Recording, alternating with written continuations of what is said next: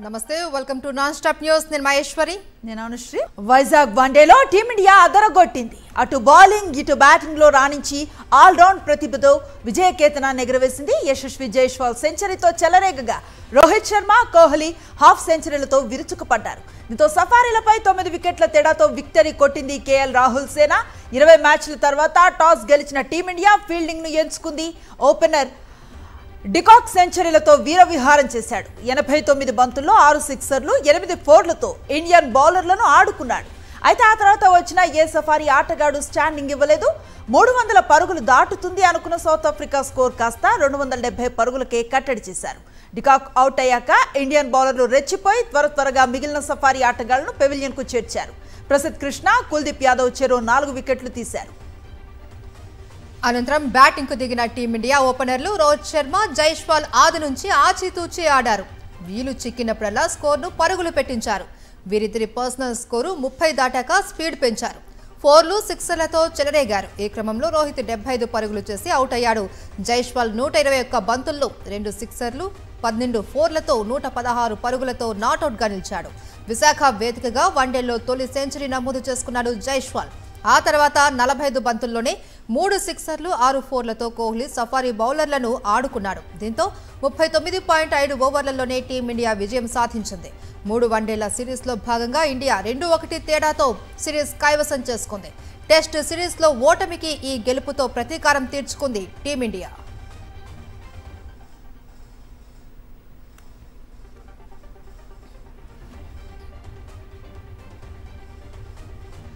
Confusion కన్నీళ్లు కౌంటర్ల వద్ద గందరగోళం సిబ్బందిపై ప్రయాణికుల ఆగ్రహం దేశవ్యాప్తంగా విమానాశ్రయాల్లో కనిపిస్తున్న దృశ్యాలివి ఇండిగో సంక్షోభంతో ఎయిర్పోర్ట్స్ లో ప్యాసింజర్స్ కష్టాలు అంతా ఇంత కాదు వరుసగా 5వ రోజు 100లకు పైగా ఇండిగో విమానాలు రద్దయ్యాయి వేలాది మంది ప్యాసింజర్స్ విమానాశ్రయాల్లో పడిగాపులు కాస్తున్నారు ముంబై ఢిల్లీ హైదరాబాద్ బెంగళూరు కోల్కతా ఎయిర్పోర్ట్స్ లో పరిస్థితులు అత్యంత దారుణంగా ఉన్నాయి శనివారం 400కు పైగా ఇండిగో విమానాలు రద్దయ్యాయి ముంబై విమానాశ్రయంలో 109 ఢిల్లీలో 106 విమానాలు క్యాన్సిల్ అయినట్లు ఎయిర్పోర్టు వర్గాలు వెల్లడించాయి శంషాబాద్ ముంబై కోల్కతా బెంగళూరు ఢిల్లీ ఎయిర్పోర్టుల్లో ప్రయాణికులు క్యూ లైన్లలో బారులు తీరారు ఎఫ్డిటిఎల్ రూల్స్ సడలింపుతో క్రమంగా సర్వీసుల పునరుద్ధరణ జరుగుతుందని ఢిల్లీ ఎయిర్పోర్టు ప్రకటన విడుదల చేసింది సోమవారానికి పూర్తి స్థాయిలో పరిస్థితి అదుపులోకి రావచ్చు అని వెల్లడించింది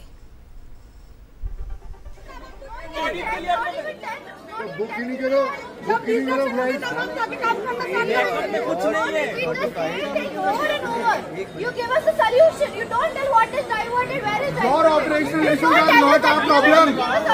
Last 1 hour you have done nothing. Indigo flight सभी कैंसिल होने के बाद की पोजीशन पब्लिक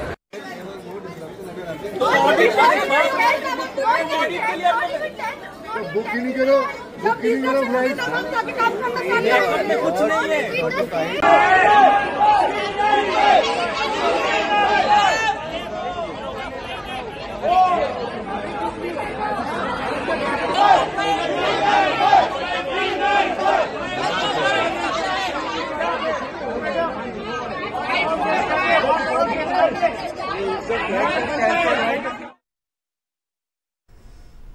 ఇండిగో విమానాల రద్దుతో శంషాబాద్ ఎయిర్పోర్ట్లో దయనీయ పరిస్థితులు నెలకొన్నాయి అనారోగ్యంతో కొందరు తమ వారు దూరమై మరికొందరు ముఖ్యమైన మీటింగ్ల కోసం ఇంకొందరు బయటకు వెళ్ళిపోదామంటే లగేజీ ఇరుక్కుపోయి చాలా మంది గమ్యస్థానాలకు చేరుకోలేక అవస్థలు పడుతున్నారు అత్యవసరమై వెళ్లాల్సిన వారు ఫ్లైట్స్ క్యాన్సిల్ కావడంతో కన్నీరు మున్నీరవుతున్నారు ఎలాగోలా తమ ప్రాంతాలకు పంపాలంటూ ఇండిగో సిబ్బందిని వేడుకోవటం దయనీయంగా మారింది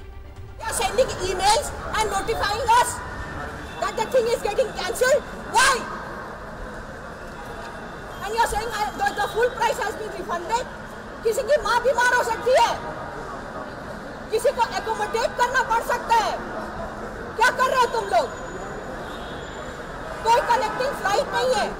सारे फ्लाइट के चार्जेस अगर जिसको इमरजेंसी हो बुक करने के लिए 60,000 रुपए है. एयरपोर्ट अथॉरिटी क्या कर रहा है? The company. Just I'm telling you, you can sue the company and I've done that in the past. మరోవైపు చెక్ ఇన్ అయిన తర్వాత కూడా ఫ్లైట్స్ క్యాన్సిల్ చేయడంతో ప్రయాణికుల ఆగ్రహం కట్టలు తెంచుకుంది విమానాల రద్దుపై ఇండిగో యాజమాన్యం ముందస్తు సమాచారం ఇవ్వకపోవడం పట్ల ప్రయాణికులు మండిపడుతున్నారు. ఎక్కడికక్కడ ప్రయాణికులంతా ఇండిగో సిబ్బందిపై విరుచుకుపడుతున్నారు. 2 నెలల క్రితమే టికెట్లు బుక్ చేసుకున్న ఈ పరిస్థితి ఏంటి అని ప్రశ్నల వర్షం కురిపిస్తున్నారు.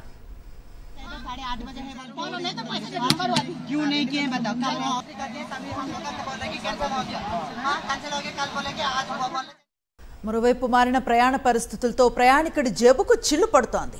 రిజర్వేషన్ చేయించుకున్న ఇండిగో విమానం రద్దవడంతో డబ్బు వెంటనే రీఫండ్ వస్తుందో రాదో తెలియని పరిస్థితి. మరోవైపు ఇంకో విమానంలో టికెట్ బుక్ చేసుకోవాలి. ఈ గ్యాప్ను మిగతా విమానయాన సంస్థలు క్యాష్ చేసుకుంటున్నాయి. తమ టికెట్ రేట్లను విపరీతంగా పెంచేశాయి.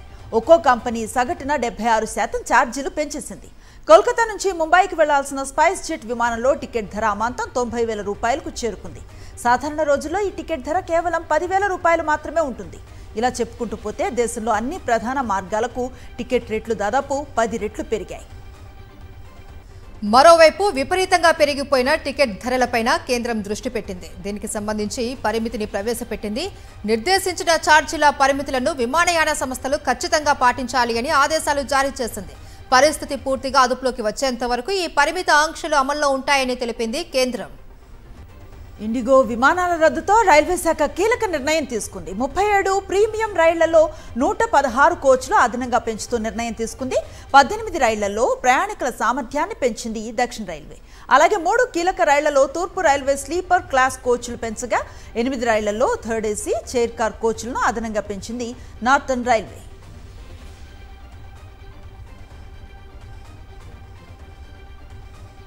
కేంద్ర పౌర విమానయాన శాఖ మంత్రిగా రామ్మోహన్ నాయుడు అట్టర్ ఫ్లాప్ అయ్యారు. విమానయాన శాఖను నడిపించడంలో దారుణంగా విఫలమయ్యారు. కేంద్ర మంత్రి రామ్మోహన్ నాయుడు చేతకానితనంతో దేశ ఏవియేషన్ రంగంలో పెను సంక్షోభం ఏర్పడింది. ఇండిగో సంక్షోభాన్ని చివరి వరకు పట్టించుకోలేదు కేంద్ర మంత్రి రామ్మోహన్ నాయుడు. ముందు జాగ్రత్తలు తీసుకుని ఉంటే ఇన్ని సమస్యలు వచ్చేవా అన్న ప్రశ్నలు వెల్లువెత్తుతున్నాయి. లక్షల మంది ప్రయాణికుల ఇక్కట్లకు కారణం రామ్మోహన్ నాయుడు చేతకానితనం కాదా? అవును, దీనికి సివిల్ ఏవియేషన్ మంత్రి రామ్మోహన్ నాయుడుదే బాధ్యత అంటున్నారు ఏవియేషన్ ఎక్స్పర్ట్స్. మరోవైపు కేంద్ర మంత్రి రామ్మోహన్ నాయుడు నిర్లక్ష్యంపై విమాన ప్రయాణికులు నెటిజన్లు తీవ్ర ఆగ్రహాన్ని వ్యక్తం చేస్తున్నారు. రామ్మోహన్ నాయుడుకి సోషల్ మీడియాలో రీల్స్ పై ఉన్న శ్రద్ధ ప్రయాణికుల బాగోగులపై లేదా అంటూ ప్రశ్నిస్తున్నారు నెటిజన్స్. రామ్మోహన్ నాయుడు విమానయాన మంత్రి కాదు, రీల్స్ మంత్రి అంటూ సెటైర్లు వేస్తున్నారు. ఇండిగో సంక్షోభంపై ప్రధాని నరేంద్ర మోదీ సీరియస్ అయ్యారు. పౌర విమానయాన మంత్రిత్వ శాఖ ఉన్నతాధికారులతో మాట్లాడి తాజా పరిస్థితిని సమీక్షించారు. రామ్మోహన్ నాయుడు వైఫల్యంతో స్వయంగా రంగంలోకి దిగారు ప్రధాని మోదీ. నేరుగా పౌర విమానయాన అధికారులతో మాట్లాడారు.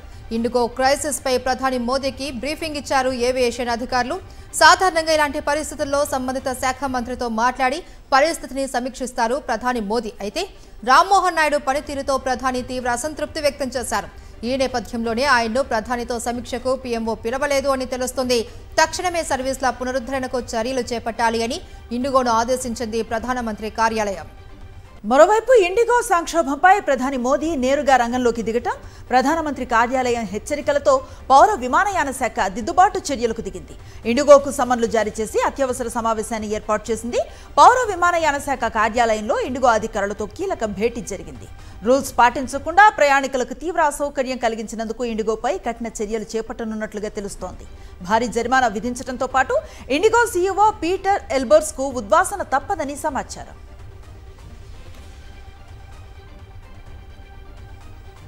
ఇండిగో సంక్షోభంపై ఆంధ్రప్రదేశ్ మంత్రి నారా లోకేష్ రివ్యూ చేస్తున్నారట. కంట్రోల్ రూమ్ ఏర్పాటు చేసి పరిస్థితిని సమీక్షిస్తున్నారట. ఈ మాట చెప్పింది ఎవరో తెలుసా? టీడీపీ అధికార ప్రతినిధి ఓ నేషనల్ టీవీ డిబేట్లో అసలు పౌర విమానయాన శాఖను పర్యవేక్షించడానికి నారా లోకేష్ ఎవరు అని హోస్ట్ ప్రశ్నించడంతో టీడీపీ ప్రతినిధికి గొంతులో వెలక్కాయ పడ్డట్లయింది. దీనికి సంబంధించిన వీడియో ప్రస్తుతం సోషల్ మీడియాలో వైరల్గా మారింది. అతి చేయబోయి కేంద్ర మంత్రి రామ్మోహన్ నాయుడు పరువు తీశారంటూ నెటిజన్లు సెటైర్లు వేస్తున్నారు. ప్రతి విషయంలో నారా లోకేష్ కు ఎలివేషన్లు ఇవ్వడం ఆపాలి అని హితవు పలుకుతున్నారు. 5 రోజులుగా ఎయిర్పోర్ట్లు బస్టాండ్లను తలపిస్తున్నాయన్నారు మాజీ మంత్రి కేటీఆర్. ఎయిర్పోర్టులో వేలాది మంది ఇబ్బందులు పడుతున్నారని తెలిపారు. ఏడాది కింద డీజీసీఏ రూల్స్ తెస్తే ఇండిగో అమలు చేయలేదని విమర్శించారు. సివిల్ ఏవియేషన్లో ఇండిగో గుత్తాధిపత్యం కొనసాగుతోందని ఆరోపించారు. విమానయానం మొత్తం ఇండిగో, ఎయిర్ ఇండియా చేతుల్లోకి వెళ్లిపోయిందన్నారు. పవర్ అంతా ఒకరిద్దరి చేతుల కేంద్రీకృతమైతే ఏమవుతుందంటే ఇక దాని దుష్పరిణామాలకు ఇవాళ భారతదేశంలో ఏవియేషన్ రంగంలో జరుగుతున్నది ఒక ఉదాహరణ. మీకు గత 5 రోజులుగా మొత్తం ఎయిర్పోర్ట్లన్నీ రైల్వే స్టేషన్లు బస్ స్టాండ్ల కంటే అధ్వానం అయిపోయినాయి. ఎక్కడికక్కడ వేలాది మంది తనుకుంటాను కొట్టుకుంటాను ఎయిర్పోర్ట్లలో. తెలుసా ఎందుకో? ఇండిగో వాడు మొత్తం బంద్ పెట్టిండు. ఎందుకు బంద్ పెట్టిండు? సివిల్ ఏవియేషన్ మినిస్ట్రీ కొన్ని రూల్స్ పాస్ చేసింది. ఏమని? శ్రమ దోపిడీ చేయొద్దు. సంవత్సరం కింద రూల్స్ పాస్ చేసిండ్రు. ఇండిగో, ఎయిర్ ఇండియా రెండే ఉన్నాయి భారతదేశంలో, ఇంకోటి లేడు. ఇప్పుడు ఏమైందంటే ఇది లిటరల్గా ఇద్దరు వ్యక్తుల చేతులు మొత్తం భారతదేశంలోని విమానయానం మొత్తం 2 సంస్థల చేతులు ఆధీనం అయిపోయింది. ఏమైంది ఇవాళ? దానివల్ల సంవత్సరం కింద కేంద్ర ప్రభుత్వం చెప్పినా శ్రమ దోపిడీకి అలవాటు పడ్డోడు దాన్ని మార్చుకోలే. ఇండిగో వ్యవహారంతో నారా లోకేష్ కు ఏంటి సంబంధమని నిలదీశారు మాజీ మంత్రి టీజేఆర్ సుధాకర్ బాబు. ఏ హోదాతో రివ్యూ చేశారు అని నిలదీశారు. ప్రపంచవ్యాప్తంగా లోకేష్ తెలుగువారి పరువు తీశారు అన్నారు. కేంద్ర మంత్రిగా రామ్మోహన్ నాయుడు విఫలమయ్యారు అని, ఆయన వెంటనే బర్తరఫ్ చేయాలి అని డిమాండ్ చేశారు సుధాకర్ బాబు. విమాన శాఖ ఎవరి పరిధి అండి? అది కేంద్ర పరిధిలో ఉన్న విమానయాన శాఖ మంత్రి. ఆయన ఎవరు? మీ పార్టీకి సంబంధించిన నాయుడు, రామ్మోహన్ నాయుడు. ఆ రామ్మోహన్ నాయుడు పనిలో నీకేం పని? రామ్మోహన్ నాయుడికి చేతకాటలేదా? రామ్మోహన్ నాయుడికి విషయ పరిజ్ఞానం లేదా? విమానయాన శాఖలో వచ్చిన సంక్షోభాన్ని పూరించే శక్తి లేదా? అలాంటి శక్తి లేని కేంద్ర మంత్రిగా ఎందుకు మీరు చేశారు? పోనీ మీరు మొత్తానికి నేనే మంత్రిని, ఒక ముఖ్యమంత్రి సకల శాఖ మంత్రి అని ఒక నామకరణం చేసుకుని మీ నాన్నగారి దగ్గర నుంచి అన్ని మంత్రులు తీసుకోండి. ఇప్పటికే ఈ రాష్ట్రంలో మీరు ప్రజాస్వామ్యబద్ధంగా బాబాసాహెబ్ అంబేద్కర్ రాజ్యాంగం రచనలో ఉన్న ప్రభుత్వం లేదు. పూర్తిగా రాజ్యాంగంలోనే జరుగుతుంది. రెడ్ బుక్ రాజ్యాంగం తెచ్చాడు. నల్గొండ జిల్లా దేవరకొండలో పర్యటించారు సీఎం రేవంత్ రెడ్డి. పలు అభివృద్ధి పనులకు శంకుస్థాపనలు చేశారు. 10 ఏళ్ల పాలనలో బీఆర్ఎస్ ప్రభుత్వం రేషన్ కార్డులు ఇవ్వలేదన్నారు. కాంగ్రెస్ పాలనలో అన్ని వర్గాలకు న్యాయం జరిగిందన్నారు రేవంత్ రెడ్డి. ఆనాడు ఇందిరమ్మ రాజ్యంలో డాక్టర్ వైఎస్ రాజశేఖర రెడ్డి గారు ముఖ్యమంత్రిగా ఉన్నప్పుడు 2004 నుంచి 2014 వరకు 10 సంవత్సరాలలో తెలంగాణ రాష్ట్రంలో మారుమూల ప్రాంతాలలో, లంబాడి తాండాలలో, ఆదివాసి గూడాలలో పేదవాళ్లకు 25 లక్షల ఇందిరమ్మ ఇండ్లు ఇచ్చి నిలవ నీడలేని పేదవాడికి ఆత్మ గౌరవం పెంచడానికి ఆనాడు 25 లక్షల ఇందిరమ్మ ఇండ్లు ఇచ్చిండ్రు. రైతులకు ఉచిత కరెంట్ ఎవరు ఇచ్చింది? మొట్టమొదటి సంతకం పెట్టింది ఎవరు? ఆనాడు 2004 డాక్టర్ వైఎస్ రాజశేఖర రెడ్డి, కోమటిరెడ్డి గారు, అదేవిధంగా ఉత్తమ్ కుమార్ రెడ్డి గారు ఎమ్మెల్యేలుగా ఉన్నప్పుడు ఎల్పీ స్టేడియంలో మొట్టమొదటి సంతకం డాక్టర్ వైఎస్ రాజశేఖర రెడ్డి ఉచిత కరెంటు మీద సంతకం పెట్టి 1200 కోట్ల రూపాయలు రైతుల కరెంటు బిల్లులు మాఫీ చేసి వేలాది క్రిమినల్ కేసులు రైతుల మీద ఉంటే రద్దు చేసింది కాంగ్రెస్ పార్టీ. దివంగత సీఎం వైఎస్ రాజశేఖర రెడ్డి రైతులకు ఉచిత విద్యుత్ అందించారు అన్నారు సీఎం రేవంత్ రెడ్డి. వేలాది మంది రైతులకు విద్యుత్ బిల్లులను వైఎస్ఆర్ మాఫీ చేశారు అని తెలిపారు. కేసీఆర్, కేటీఆర్, హరీష్ రావు కలిసి రాష్ట్రాన్ని పీకు తిన్నారు అని మండిపడ్డారు రేవంత్ రెడ్డి. ఫ్యూచర్ సిటీలో గ్లోబల్ సమ్మిట్ ఏర్పాట్లను సీఎం రేవంత్ రెడ్డి పరిశీలించారు. పలువురు మంత్రులతో కలిసి గ్లోబల్ సమ్మిట్ ప్రాంగణాన్ని కలియ తిరుగుతూ పరిశీలించారాయన. అధికారులకు పలు సూచనలు చేశారు. ఈ నెల 8, 9 తేదీలో ఫ్యూచర్ సిటీలో గ్లోబల్ సమ్మిట్ జరగనుంది. ఈ సమ్మిట్కు అన్ని రాష్ట్రాల ముఖ్యమంత్రులకు ఆహ్వానాన్ని పంపారు. గ్లోబల్ సమ్మిట్ ప్రాంగణంలో తెలంగాణ తల్లి విగ్రహాన్ని ఏర్పాటు చేయాలని రేవంత్ ఆదేశించారు. అంతకుముందు గ్లోబల్ సమ్మిట్ ఏర్పాట్లపై ఏరియల్ సర్వే చేశారు సీఎం రేవంత్ రెడ్డి.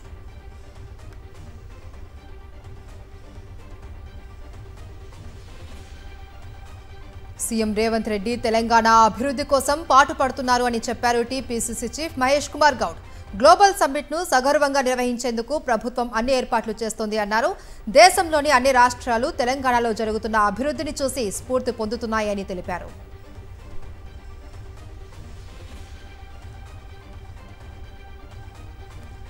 రైతులను కూటమి సర్కార్ మోసం చేసిందని మండిపడ్డారు మాజీ మంత్రి కాకాణి గోవర్ధన్ రెడ్డి. కూటమి నేతలు గట్టు మీద నిలబడి ఫోటోలకు ఫోజులు ఇవ్వటం తప్ప రైతులను ఆదుకోవటం లేదని విమర్శించారు. నెల్లూరు జిల్లా మనుబోలులో దిత్వా తుఫాను వల్ల నీట మునిగిన పంట పొలాలను పరిశీలించారు. రైతులతో మాట్లాడి వారి సమస్యలను అడిగి తెలుసుకున్నారు.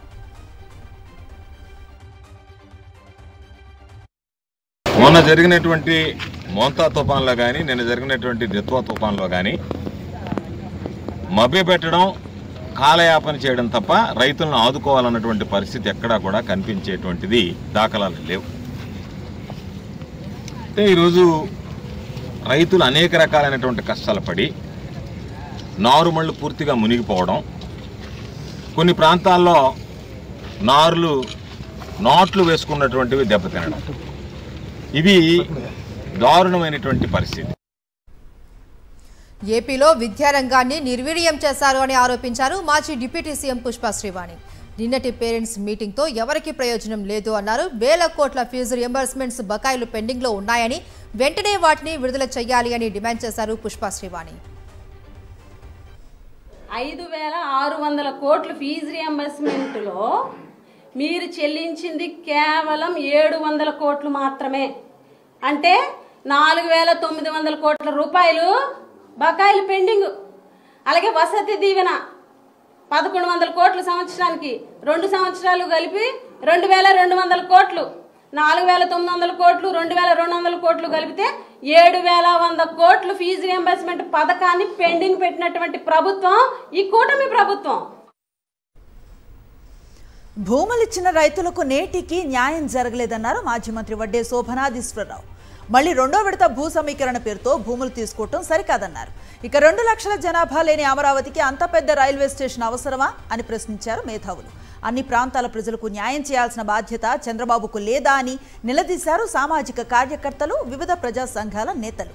అమరావతి 2వ విడత భూ సమీకరణపై అభివృద్ధి వికేంద్రీకరణ చర్చా వేదిక ఆధ్వర్యంలో రౌండ్ టేబుల్ సమావేశం జరిగింది. 16,600 ఎకరాలు దేనికి కేటాయిస్తారో తెలుసా అండి?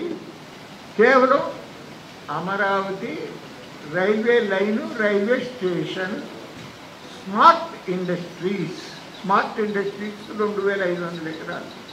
ఇంకా 2 లక్షల జనాభా లేనటువంటి అమరావతి 29 గ్రామాల వారికి సంబంధించి 1000 ఎకరాలలో రైల్వే స్టేషన్ కడతాము అని చెప్పి నారాయణ గారు అంటున్నాడంటే, ఇదే మాట మామూలుగా అయితే మనం ఏమంటాం, పిచ్చాడెవరో మాట్లాడుతున్నాడు రా అంటాం, అవునా?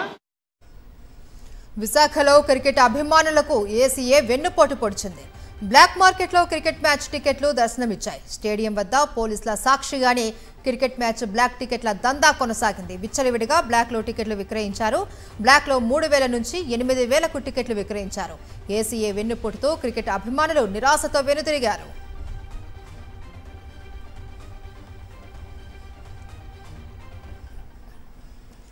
చంద్రబాబు, లోకేష్ పొలిటికల్ జోకర్స్ అన్నారు వైఎస్ఆర్సీపీ రాష్ట్ర ప్రధాన కార్యదర్శి లక్ష్మీ పార్వతి. ప్రపంచంలోనే వీరిద్దరంతా అసమర్థత రాజకీయ నాయకులు ఎక్కడా లేరని అసహనాన్ని వ్యక్తం చేశారు. లోకేష్ పుణ్యమా అని విద్యారంగం అంతా భ్రష్టు పట్టిపోయిందని మండిపడ్డారు. భామినిలో స్కూల్ సెట్టింగ్ వేసి మరీ ఈవెంట్ చేశారని, ఒరిజినల్ స్కూల్కి వెళితే వైఎస్ జగన్ తెచ్చిన సంస్కరణలు కనిపిస్తాయని సెట్టింగ్ వేశారని ఎద్దేవా చేశారు. నేడు స్కూలు అద్భుతంగా జగన్ గారు దాన్ని ఆధునీకరణ చేస్తే, నిన్న అదే స్కూల్కి వెళ్ళి ముందు కొడుకు పోయాడు, విద్యాశాఖ మంత్రి అట ఆయన. విద్యాశాఖ అవిద్యా మంత్రి వచ్చాడని అనుకుంటా నేను ఎప్పుడూ కూడా. విద్యాశాఖ కరెక్ట్ మినిస్టర్ రాలేదు, అందువల్లనే అంత కుంటుపడిపోయింది. అమ్మఒడి మరి జగన్మోహన్ రెడ్డి గారు ఇస్తే ఏదో పథకాలు ఆయనయ్యను పేర్లు మార్చుకోవటం వేళవంత అన్నట్టుగా అయిపోయింది. పెట్టారు, అదైనా చేశారా అంటే 1 సంవత్సరం ఎగ్గొట్టారు, అందులో 30 లక్షల మందిని తీసి పడేశారు. ఇంత అసమర్థపు పరిపాలకుల్ని గతంలో ఎప్పుడూ చూడలే. పులివెందుల్లో తెలుగు తమ్ముళ్లు రెచ్చిపోయారు. సొంత పార్టీలోనే వర్గాలుగా విడిపోయి తన్నుకున్నారు.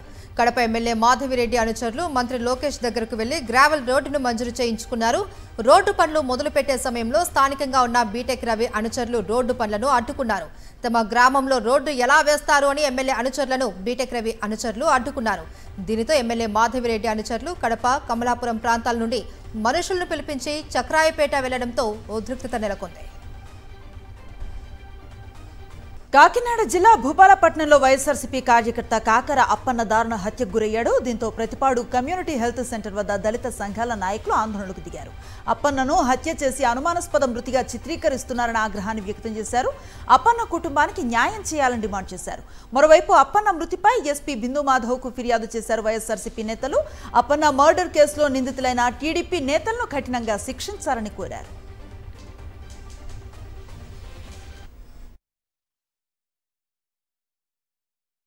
నిన్నటి రోజున రాత్రి 10:30కి జగ్గంపేట నియోజకవర్గం కెల్లంపూడి మండలం భూపాలపట్నం అనే గ్రామంలో ఒక దళిత వైఎస్ఆర్ కాంగ్రెస్ పార్టీకి సంబంధించినటువంటి యువకుడిని అత్యంత దారుణంగా తెలుగుదేశం సంబంధించినటువంటి ఇద్దరు నలుగురు వారు కలిపి ఘోరంగా హత్య చేయడం జరిగింది రాత్రి. వారు కూడా దళితులే. ఏ రకమైనటువంటి గతంలో ఏమున్నా సరే మరి ఈరోజు ఘోరంగా రాడ్లతోటి కత్తితోటి కూడా కొట్టి అబ్బాయిని చంపడం జరిగింది రాత్రి. తిరుపతి నేషనల్ సంస్కృత యూనివర్సిటీలో దారుణం జరిగింది. అసిస్టెంట్ ప్రొఫెసర్ ఓ విద్యార్థిని లైంగికంగా వేధించినట్టు తెలుస్తుంది. ప్రొఫెసర్ లక్ష్మణ్ విద్యార్థిని బెదిరించి గర్భవతి చేశాడు అన్న విషయం వెలుగులోకి వచ్చింది. ఈ ఘటనపై వైస్ ఛాన్సలర్ కు బాధిత విద్యార్థిని ఫిర్యాదు చేసింది. దీంతో ప్రొఫెసర్ లక్ష్మణ్ ను సస్పెండ్ చేస్తూ వీసీ ఉత్తర్వులు జారీ చేశారు.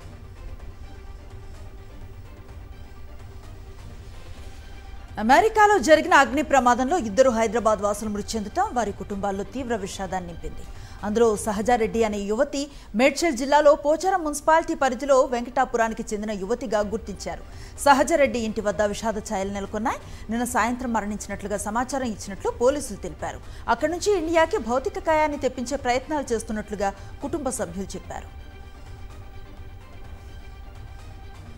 శ్రీ సత్యసాయి జిల్లా హిందూపురంలో స్క్రబ్ టైఫస్ కలకలం రేపుతుంది. చిలమత్తూరుకు చెందిన రామ్ శివ అనే బాలుల్లో లక్షణాలు కనిపించడంతో హిందూపురం ప్రభుత్వ ఆసుపత్రికి తరలించారు. వైద్యులు ప్రత్యేక వార్డులో బాలుడికి చికిత్స అందిస్తున్నారు. వరి పంటలో ఉండే పురుగు కుట్టడం వల్ల స్క్రబ్ టైఫస్ వస్తుందని వైద్యులు తెలిపారు. స్క్రబ్ టైఫస్ తో ఎవరూ భయపడవలసిన పని లేదు అన్న వైద్యులు అప్రమత్తంగా ఉండాలి అని సూచించారు. లక్షణాలు కనిపిస్తే వెంటనే వైద్యులను సంప్రదించాలి అన్నారు.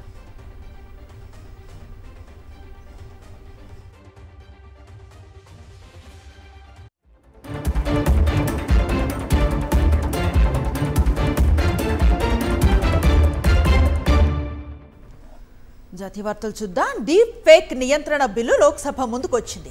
ఇలాంటి కంటెంట్ కట్టడికి అవసరమైన లీగల్ ఫ్రేమ్ వర్క్ ను రూపొందించేలా ప్రైవేట్ మెంబర్ బిల్లును ప్రతిపాదించారు. శివసేన ఎంపీ శ్రీకాంత్ షిందే ఈ డీప్ ఫేక్ బిల్లును ప్రవేశపెట్టారు. ఇలాంటి కంటెంట్ రూపొందించేందుకు వ్యక్తుల నుంచి ముందస్తు అనుమతి తప్పనిసరి చేయాలన్నారు.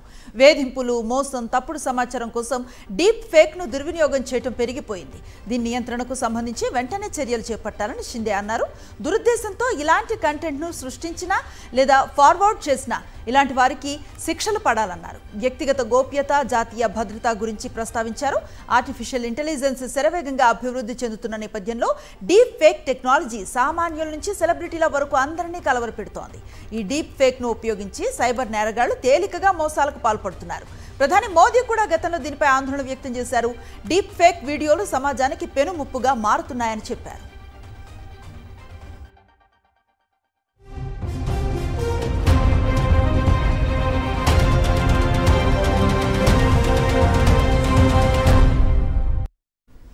అంతర్జాతీయ వార్తలు చూద్దాం. బ్రెజిల్లోని సావో పోలో ఎయిర్పోర్ట్లో మంటలు తీవ్ర కలకలం రేపాయి. టేకాఫ్ కు సిద్ధమవుతున్న LATAM airlines Airbus A320 flight ని పొగ కమ్మేయడంతో ప్రయాణికులు భయాందోళనకు గురయ్యారు. ఒక్కసారిగా క్యాబిన్ మొత్తం పొగ నిండిపోయింది. లోపలున్న ప్యాసింజర్లకు ఊపిరాడని పరిస్థితి ఏర్పడింది.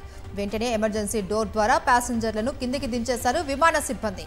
ఈ సమయంలో ఫ్లైట్లో 180 మంది వరకు ప్రయాణికులు ఉన్నారు. క్రూ ఉన్నారు. ఏరోప్లేన్లోకి బ్యాగేజ్ లోడ్ చేస్తున్న థర్డ్ పార్టీ లగేజ్ వ్యాన్ లో మంటలు చెలరేగి ఆ పొగ ఫ్లైట్ ను కమ్మేసినట్లు విమానాశ్రయ వర్గాలు వెల్లడించాయి.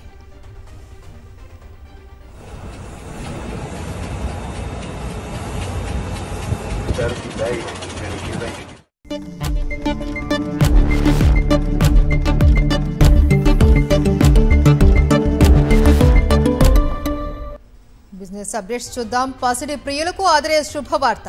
దేశీయ మార్కెట్ల బంగారం ధరలు ఇవాళ మళ్లీ తగ్గాయి. హైదరాబాద్ మార్కెట్లో బంగారం ధరలు తగ్గాయి. 24 క్యారెట్ల 10 గ్రాముల బంగారం ధర నేడు 540 రూపాయల మేర దిగి వచ్చింది. దీంతో పసిడి రేటు 1,30,150 రూపాయలకు దిగి వచ్చింది. అలాగే 22 క్యారెట్ల ఆర్నమెంటల్ గోల్డ్ రేటు విషయానికి వస్తే ఈ పసిడి రేటు కూడా నేల చూపులు చూసింది. ఈ గోల్డ్ రేటు 500 రూపాయలు పడిపోయింది. దీంతో పుత్తడి ధర 1,19,300కు క్షీణించింది. ఇక వెండి రేటు 100 రూపాయలు తగ్గింది. దీంతో సిల్వర్ రేటు కేజీకి 1,95,900 రూపాయల వద్ద ఉంది.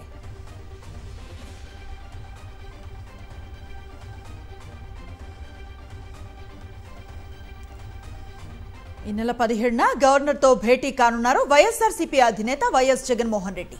మెడికల్ కాలేజీల ప్రైవేటీకరణకు వ్యతిరేకంగా చేపట్టిన కోటి సంతకాలను గవర్నర్కు అందజేయనున్నారు వైఎస్ జగన్. ప్రభుత్వ మెడికల్ కాలేజీల ప్రైవేటీకరణకు వ్యతిరేకంగా రాష్ట్ర వ్యాప్తంగా కోటి సంతకాలను సేకరించింది వైఎస్ఆర్సీపీ.